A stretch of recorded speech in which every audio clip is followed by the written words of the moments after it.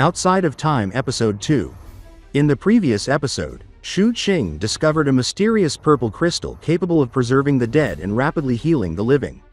As he fled back to his shelter, he realized his wounds, strength, and stamina were recovering far beyond anything he had ever known. Curious and cautious, he tested the crystal on a captured bird and witnessed an overwhelming surge of spiritual energy that briefly transformed the creature's strength. Realizing the value and danger of possessing such a treasure, he made a bold decision to hide the crystal within his own body. As it fused into his wound, an immense tide of spiritual energy poured toward him, so intense that his body glowed with a cold blue light filled with strange, harmful elements. But Xu Qing steeled himself and began channeling his cultivation technique to endure the overwhelming force. What will happen next? Stay tuned. And the story continues. As he circulated his energy according to the mountains and seas art, the spirit energy flowing into his body suddenly filtered out a large amount of anomalous substances. At that moment, the cleansed spirit energy that remained surged through Xu Qing's body. Following every channel, every meridian, the sensation was immediate and intense. His body emitted popping noises, almost like tiny bursts echoing from deep within his flesh. It felt as though every part of him that had been blocked, congested, or stagnant was now being opened and purified. The blood in his veins flowed more freely, and his muscles and bones seemed to thrum with newfound strength. He closed his eyes and visualized the Xiao in his mind. In his imagination, it came alive, adopting countless postures, twisting and turning as if ready to leap from his thoughts into reality. Though the mountains and seas art was primarily a body-refining cultivation method rather than one that trained laws or spells, it was no less extraordinary. The bamboo slip had clearly explained that there were 10 levels, corresponding to the 10 stages of the realm of energy condensation. Each level granted the strength of 1 tiger. 5 tigers formed a Xiao, and 2 Xiaos formed a Kui, a mythical creature said to be capable of moving seas. It was this scale of power that gave the art its imposing name. At the center of his chest, the purple crystal pulsed like a vortex, drawing in spirit energy with alarming efficiency. The energy poured into him effortlessly, causing his cultivation speed to skyrocket. After some time, the popping in his body intensified as more impurities surged from his pores, filling the cave with a pungent, almost metallic smell. Despite the odor, Xu Qing felt an incredible clarity. His body felt more solid, more refined, almost crystalline. Even the dirt that had once smudged his face seemed to have been polished away, leaving him looking unexpectedly sharp, almost sculpted. When the popping sounds finally subsided and the flow of spirit energy slowed, Xu Qing opened his eyes. A faint hint of purple flickered across his irises, a reflection of the power now coursing through him. His mind felt sluggish for a brief moment, adjusting to the sudden surge. But as he looked around, even in the dim light of the cave, everything seemed clearer. He bent down to inspect his body, and a mixture of disbelief and excitement crossed his face. "This feeling," he muttered, his voice trembling slightly. Standing up, he swung a punch forward. The sound that sliced through the air was sharp, almost like a blade of wind. Though the cave was small, and he could not test his full speed, he could feel the enormous improvement in his body. Every muscle, every joint, every sinew seemed sharper, faster, stronger. He rolled up his left sleeve and saw it, a tiny black dot, no larger than a fingernail, appearing on his arm. Xu Qing drew a deep breath, suppressing the rising thrill. According to the bamboo slip, this dot was the mutation point of a mountains and seas art practitioner. Each level he advanced would bring another dot. This was the mark of a true cultivator's progress. He pressed a fingertip to the dot, feeling an almost electric pulse of strength beneath his skin. Xu Qing knew, without a doubt, that he had reached the first level of energy condensation. His excitement was tempered with careful observation. Cautiously, he approached the entrance of the cave. The world outside was dark as ever, but unusually silent. There was not even the faintest patter of rain. Something felt off. He waited until a shaft of sunlight finally pierced the cave entrance.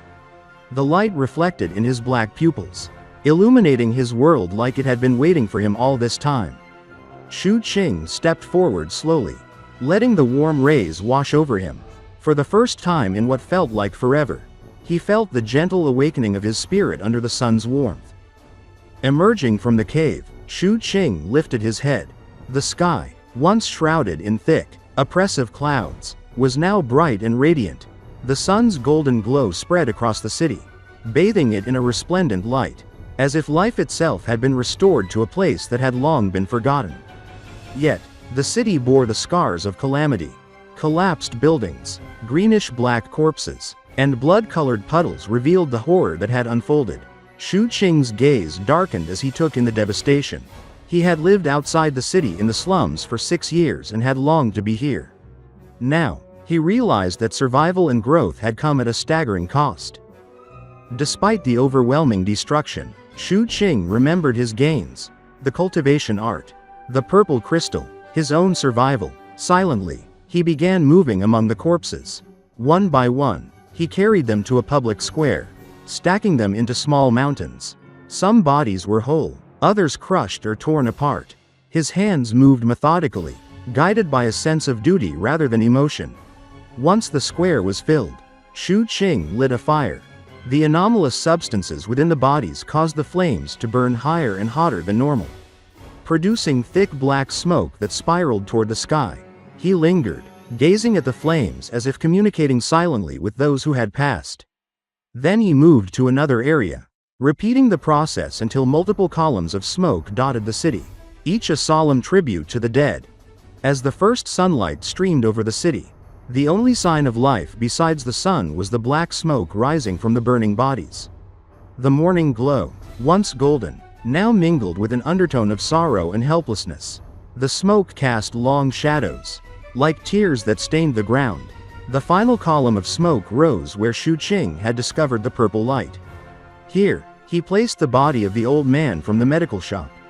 Standing beside the fire, he watched the flames dance and reflected in his dark pupils, his hair curling slightly from the heat. After a long, silent moment, Xu Qing lowered his head and whispered a prayer. "I wish for you all to rest in peace." The flames flared even higher, sparks floating skyward like seeds on the wind, though the lingering sorrow in the smoke could not be fully dispersed. The wind carried it only so far, leaving the wound in the city, and in the sky, evident and unhealed. Suddenly, the sounds of chaotic footsteps broke the silence. A strange voice carried over the smoke and sunlight. "I was saying why we didn't see any corpses when we were on our way here. So, there's a silly brat who didn't mind wasting his strength and stamina to cremate these corpses. Might as well, since your longing cannot be cut. I shall help you and toss you inside the fire to let you accompany them." Xu Qing then abruptly turned his body to face these people. The instant Xu Qing turned, he quickly observed the situation behind him. He saw that 7 to 8 zhongs away, there were 7 people in different locations moving closer to him. They came from different angles, closing in with deliberate, predatory confidence. 7 figures, scattered yet connected by the same dangerous intent. Xu Qing's gaze swept across them swiftly. He saw men and women, adults hardened by brutality, all clad in deep gray leather coats. Their waists were lined with leather pouches stuffed with unknown items, tools, poisons, trophies, or supplies scavenged from fallen victims. Weapons glinted faintly in their hands. 3 carried bows already half raised, 2 held crude but lethal blades, and 1 man wore heavy boxing gloves, moving steadily at the center as if he needed no weapon but his fists. Their formation revealed everything Xu Qing needed to know. They were not one unified group, but several individuals temporarily cooperating. Their wariness toward one another was obvious in the way none of them exposed their backs. Among them, one figure stood out immediately. A burly man, taller and stronger than the rest, carrying a gigantic battle axe across his shoulder. He was the closest to Xu Qing, striding forward with a swagger that matched the cruelty carved into his scarred face. A full beard framed his twisted grin, and the bloodthirst in his eyes made the threat unmistakable. Xu Qing instantly understood. These people were scavengers. On the Wanggu Continent, such scavengers were countless, cruel, ruthless, and bound by no bottom line. Their lives hung constantly on the edge of a blade, making them willing to gamble everything for a chance at resources. Now that the blood rain had stopped, the forbidden zone had opened, and the empty city, still dangerous but full of potential spoils, had drawn them like wolves to a carcass. Xu Qing prepared to move. He shifted his weight subtly, intending to leap sideways, but the burly man reacted instantly. Seeing the motion, the man's eyes lit with feral delight, and his steps thundered forward. "Wanting to flee?" he growled, his voice thick with violence. "I love abusing and killing brats like you the most. You should have plenty of items in your leather pouch. Captain Lei, let me handle this kid." The man's intimidation crashed toward Xu Qing like a wave, his towering frame, the massive axe in his hands, and his cruel expression combined into overwhelming oppression. With a roar, he rushed forward and leapt, hurling his axe through the air. The weapon spun wildly, whistling toward Xu Qing like a predator swooping down. But Xu Qing was faster, far faster. At the instant the axe sliced toward him, he forced his body to accelerate, dodging sharply to the side. The axe tore past him, close enough that the wind blasted across his face and sent his hair whipping backward, revealing the cold, wolf-like gleam in his eyes. Using the momentum of his dodge, he rolled across the ground, but he did not flee. Instead, he surged toward the burly man, closing the distance in an instant. His right hand flicked upward, and a raven black iron stick appeared as if summoned from thin air. Because Xu Qing's body was smaller and more flexible, he used his height as an advantage. He leapt, driving the iron stick upward in a precise, deadly line toward the man's chin. It all happened so fast that even the seasoned scavengers were caught off guard. Xu Qing's youth and thin build had lulled them into underestimating him. Even the burly man only realized the danger at the last possible second. His instincts, honed through years of brutality, made him snap his upper body backward. He avoided death by a hair, but not unscathed. The iron stick grazed across his chin, slicing open flesh and leaving a thin trail of blood. Before he could react with rage, Xu Qing's left hand was already moving. A dagger flashed from his thigh. In one swift motion, he drove the blade downward. The dagger punched through the man's straw sandal, through flesh and bone, and into the soil beneath, pinning his foot to the ground. A wet crunch echoed sharply. The burly man's face contorted in agony. His scream tore through the air. Raw and violent, he struggled, clawing at his pinned foot.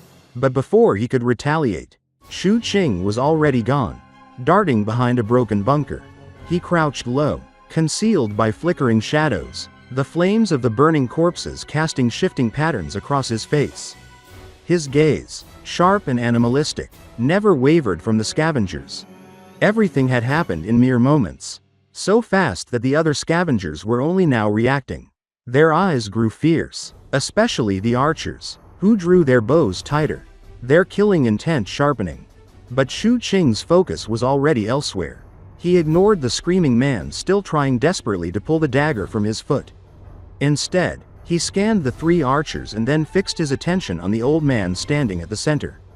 The one wearing boxing gloves. Though his clothing was similar to the others, the old man's eyes were sharper, his presence heavier. Xu Qing could feel faint ripples of spirit energy emanating from him. More importantly, in subtle ways, the angles of the group's formation, the way their eyes drifted toward him, the old man held a position of authority. Xu Qing's instincts told him this man was the temporary leader of the scavengers. The old man watched him in return. Something strange and unreadable flickered in the old man's gaze, but it vanished quickly as he turned his attention to the burning corpses nearby. He remained silent, neither moving nor giving orders. Meanwhile, the burly man finally yanked the dagger from his foot. Rage consumed his features, twisting them into something almost monstrous. "Brat, watch how I make you die," he roared, preparing to charge forward. Xu Qing's eyes narrowed, sharp as blades. He tensed, ready to move. "Brat, watch how I make you die." Xu Qing narrowed his eyes, which were gleaming with sharpness.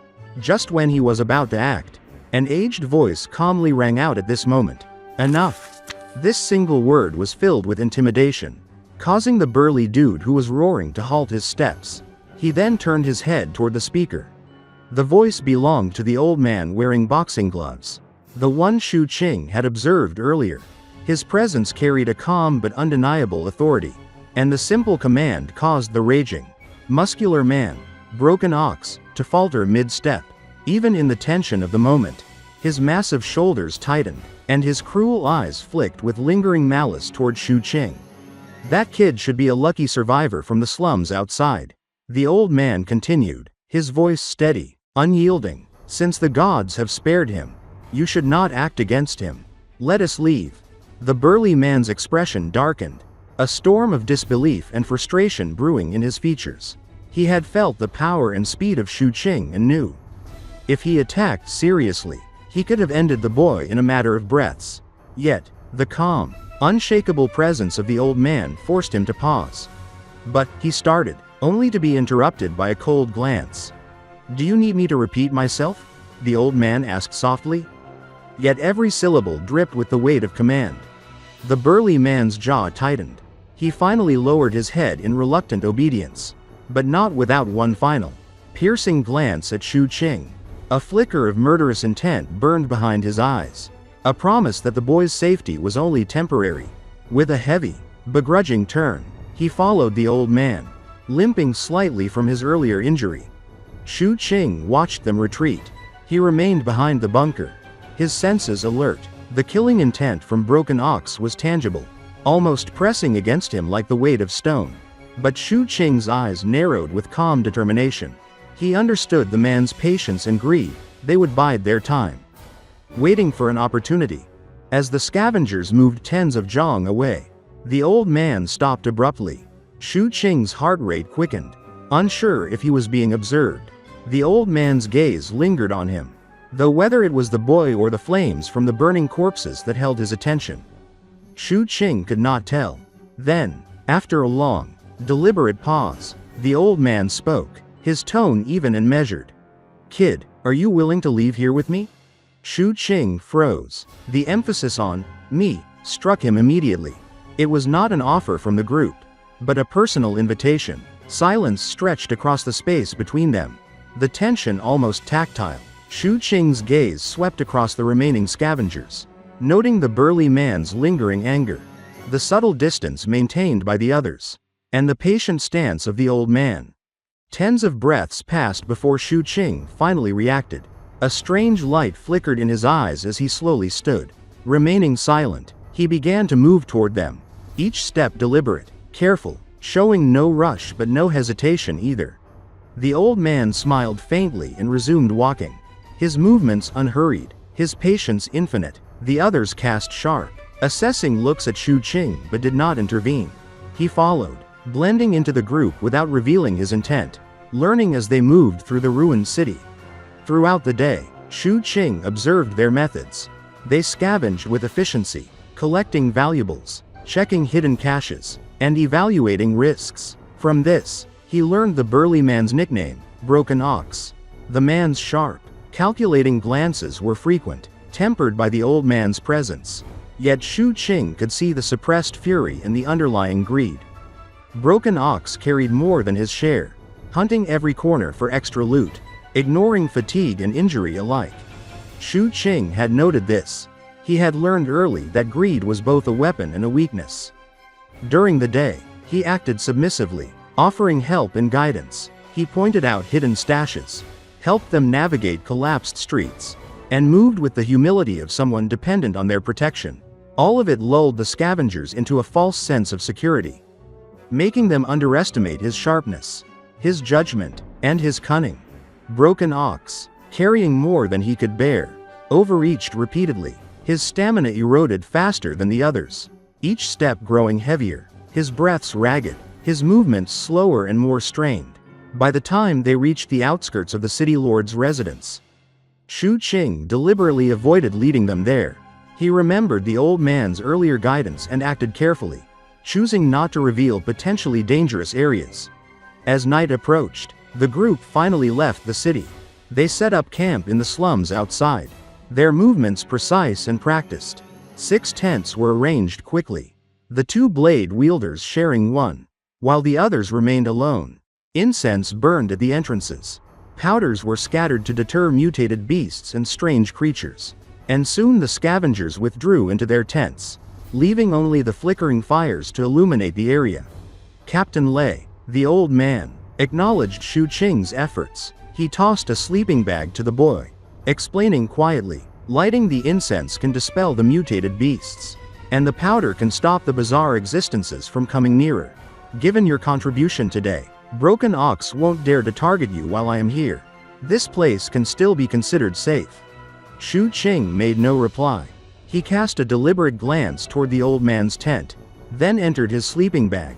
He left a slight gap, facing the other scavengers, keeping his awareness alive. Outside, the city echoed with roars and mournful cries. The night thick with danger. The other scavengers slept soundly, secure in their tents, unaware that vigilance alone would be what kept Xu Qing alive. Hours passed, deep into the night, when the sounds of the outside world reached a fevered peak. Xu Qing silently climbed from the sleeping bag. Every movement was careful, precise, silent. The cries and roars from the city did not distract him, nor did the wind rustling the tents. He approached the tent of Broken Ox with measured steps. Every part of his body was alert, every sense tuned. Broken Ox represented a concealed threat, one that could strike without warning. Xu Qing had lived by a rule learned from years of blood and survival in the slums. Hidden dangers must be confronted and neutralized before they strike. All of the help he had given the scavengers during the day, directing them to hidden loot, assisting with their collection, appearing submissive, was calculated. It was designed to tire Broken Ox, to exploit his greed and fatigue, and to create an opening for action. All of this was for the sake of taking action right now. Currently, Xu Qing's expression was calm as he softly approached the tent. He wasn't reckless at all. He first squatted there to listen attentively for a long while. The breathing sounds that entered his ear had a regular rhythm and it didn't seem fake. After confirming this, Xu Qing narrowed his eyes and slowly took out his iron stick. He then softly opened the zip to the tent and slowly entered. Inside the tent, darkness enveloped everything, but Xu Qing could make out the shape of Broken Ox lying there. The man was in a deep sleep, his chest rising and falling with a steady rhythm. Exhaustion weighed heavily on him. His injuries from the day and relentless exertion had drained his strength entirely. His mind, shaped by experience and confidence, could not fathom that the seemingly cooperative youth he had encountered earlier during the day would dare to intrude into his personal space when all the other scavengers were present. Xu Qing's gaze was cold and unwavering, as calm and deep as the ocean. Step by careful step, he approached the sleeping figure. The iron stick in his hand was a silent promise of imminent action. Once he reached the side of Broken Ox, he did not hesitate. His right hand, holding a dagger glinting in the dim light, moved swiftly, slicing across the unsuspecting man's neck with precision. The force was immense, almost cleanly severing the connection between head and body. Blood gushed out immediately, painting the area as Broken Ox's eyes shot open in shock and agony. His expression twisted from disbelief to sheer dread as he realized that the youth he had underestimated was now his executioner. He tried to scream, to fight, but Xu Qing's left hand pressed firmly against his mouth, silencing him completely. Every struggle, every twitch of his body, was met with immovable force. Xu Qing's arm held him as though it were forged from steel. Unyielding and resolute, he lifted his right leg and stomped down on Broken Ox's stomach, adopting a bow-like stance to stabilize his balance and maximize control. Broken Ox flailed like a fish out of water, his body writhing in vain. The intensity of the struggle left a mix of terror and pleading in his wide-open eyes. Yet Xu Qing's face remained utterly calm, unflinching. The sounds of his torment were masked by the distant, haunting roars and mournful cries of the ruined city outside. Time stretched on. Tens of breaths passed, and Broken Ox's movements weakened progressively. His body trembled before finally collapsing into complete stillness. Only his eyes, wide with the remnants of fear and anger, told the tale of his final moments. Xu Qing did not release his grip immediately. He waited a long while to ensure the thread was fully neutralized. Then, with deliberate care, He wiped the blood from his hands and turned his attention to his next action. He opened his leather pouch with caution and retrieved the snake head wrapped in cloth. Utilizing the poisonous fangs, he pierced Broken Ox's body, ensuring that no trace of life or evidence remained. The reaction was immediate. Green bubbles formed as the poison spread, and the corpse slowly dissolved. Within the time it took for an incense stick to burn completely, Broken Ox's remains had vanished into a puddle of blood seeping into the mud. Xu Qing observed this silently, his mind calm and focused. Next, he began to clean up the tent, removing all signs of the incident. Broken Ox's belongings were collected, creating the illusion that the man had simply vanished, leaving no clues behind. With the tent cleared, Xu Qing exited into the cold night. The wind whipped across his face, carrying away the lingering metallic scent of blood. He inhaled deeply, letting the cold air sharpen his senses. Before returning to his sleeping bag, lying down, he finally allowed himself a sense of security, knowing that the concealed danger had been permanently eliminated. Still, he held the iron stick tightly, remaining alert even in rest. The night passed in silence. When the morning sun cast its first rays over the ruins, Xu Qing opened his eyes. He rose from his sleeping bag and glanced casually toward the tent where Broken Ox had slept. What he saw made him tense. Both the tent and its occupant were gone. Xu Qing's heart sank slightly, and his senses became even more alert.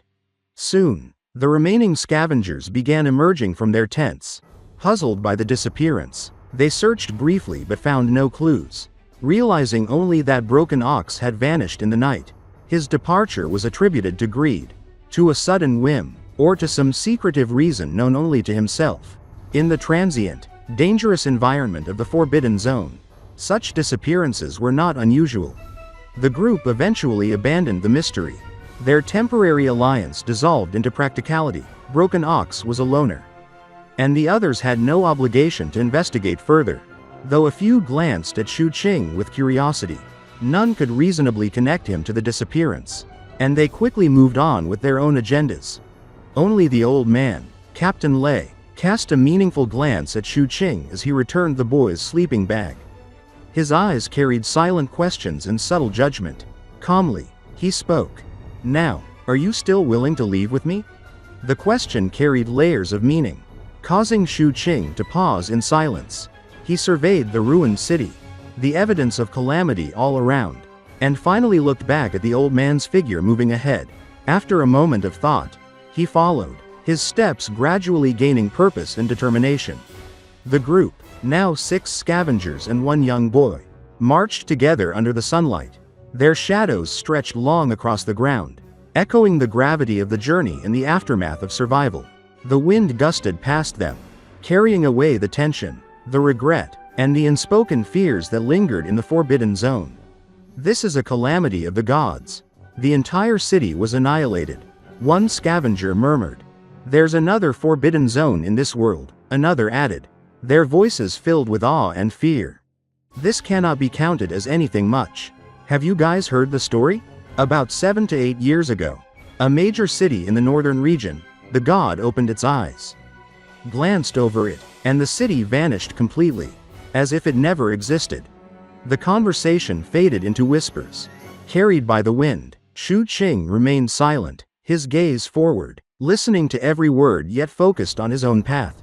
Step by step, he walked, further and further into the distance, following the old man and the scavengers, fully aware of the dangers, the uncertainties, and the lessons learned from the night. The sound of conversation grew weaker and weaker, under the sunlight, together with the figures trekking on a long journey. The youth remained silent. He quietly listened and continued to walk, further and further into the distance. The Forbidden Zone formed in this part of the eastern region of the Wanggu Continent wasn't very big. Xu Qing observed the group of scavengers as they moved steadily toward the edge of the Forbidden Zone. The ruins they had left behind marked the boundary of danger. And now, with the daylight waning, the group was finally nearing the perimeters of the hazardous area. Along the way, they had encountered mutated beasts, fierce and unpredictable, yet each was swiftly neutralized by the scavengers' skill and coordination. Xu Qing studied them closely, taking mental notes of their combat techniques, their timing, and the cold ruthlessness with which they operated. He concluded that, individually, he could likely defeat any of the scavengers in a one-on-one encounter. Except for Captain Lei, whose presence radiated an undeniable aura of danger. 2 or more together might challenge him, but 3 would be beyond his current capability. As the group pressed on, Xu Qing noticed a subtle change in their demeanor. The closer they drew to the normal world, the more relaxed the scavengers became. Their expressions softened, laughter and casual chatter began to fill the air, and for the first time, Xu Qing saw the old man, Captain Lei, briefly loosen his stoic composure. Despite this, Xu Qing did not let his guard down. He maintained a careful distance, trailing them with measured steps, listening intently to every fragment of conversation, and absorbing valuable information without revealing himself. Night began to descend, and Xu Qing paused, sensing the warmth of the world outside the boundary of the Forbidden Zone. He turned back toward the desolate ruins and then gazed forward. Across the threshold where life and vitality began anew, the stark cold of the Forbidden Zone faded behind them, replaced by a world that, though still desolate, held movement, sound, and faint signs of life. Birds called in the distance. A rabbit paused among the bushes, its ears twitching at the presence of the humans. The stars glittered overhead, and the bright moon cast a silver light across the plains. Xu Qing took in the scene, momentarily dazed by the contrast, while the scavengers visibly relaxed. Captain Lei's brows, previously so taut with vigilance, were now slightly eased. The group continued their journey, speaking freely now. "We're finally out. This trip went quite smoothly. I wouldn't want to set foot in another Forbidden Zone if I can help it," one scavenger said. Another countered, laughing, "If you want to survive in this world and live better, you'll have to risk life in Forbidden Zones. I plan to buy residency in a 7 Blood Eyes branch city eventually."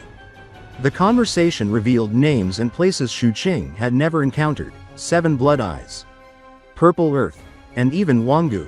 His heart skipped a beat when he heard Wanggu mentioned. It was a name he had read before. A place tied to far-reaching significance.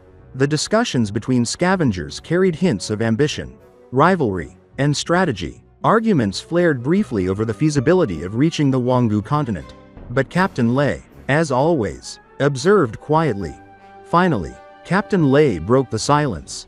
His voice carried authority as he explained paths to the Wanggu Continent, listing 4 potential avenues for travel: achieving foundation building by age 15 and becoming a heaven-chosen individual, paying a significant sum in spirit coins for a migration quota, making an exceptional contribution in alchemy, or becoming a personal disciple to a major clan or influential figure in Purple Earth.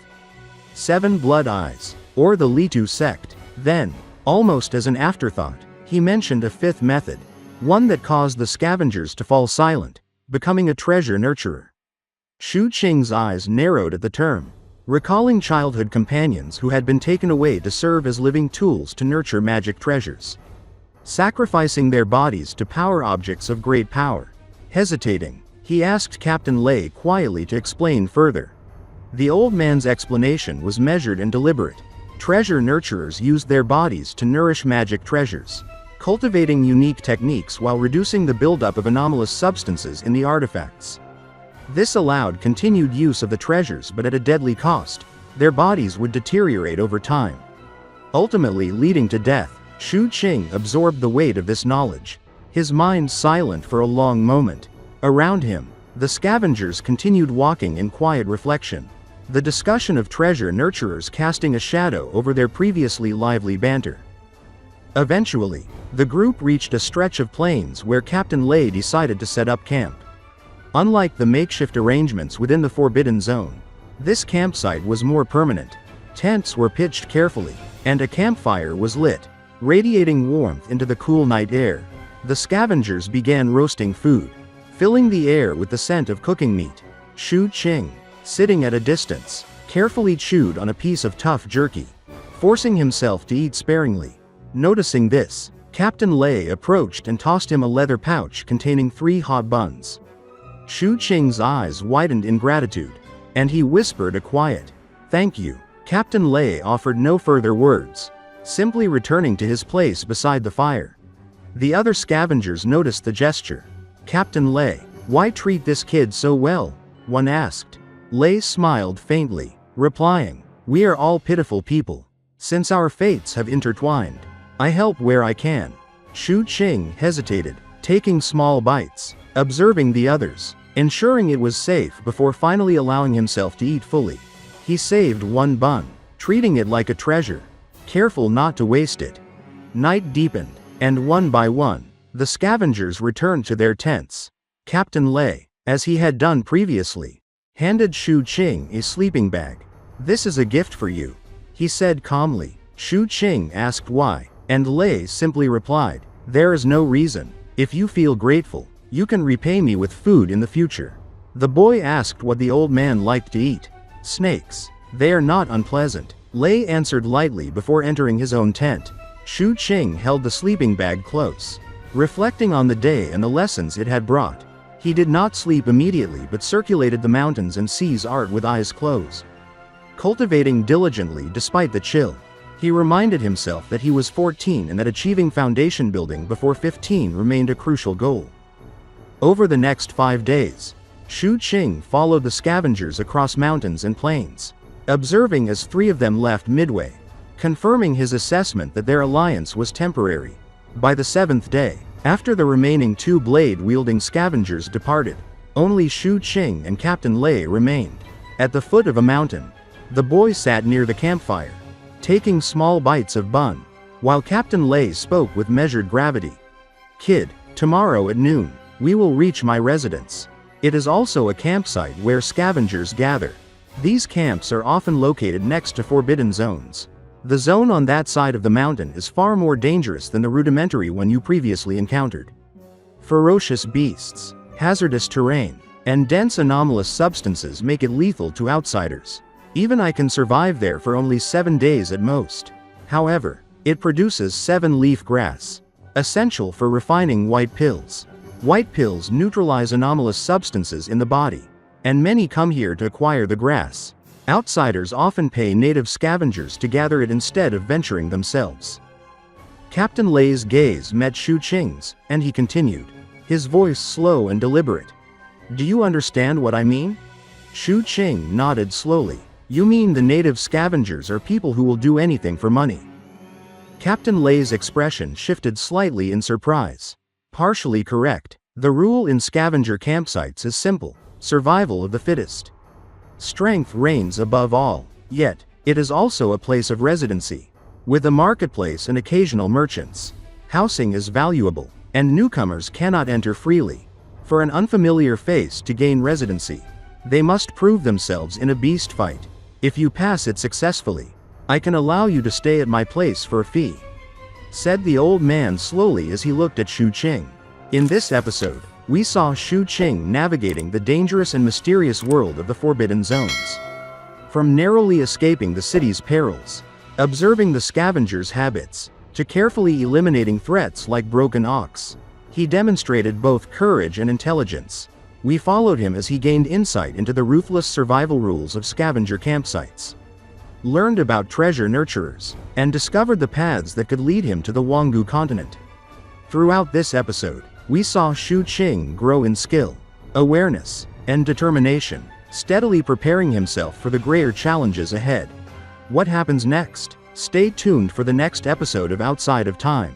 If you enjoyed this episode or found it exciting, don't forget to like the video and subscribe to the channel to receive notifications for the latest episodes following Xu Qing's journey. Thank you for watching, and we look forward to seeing you in the next video.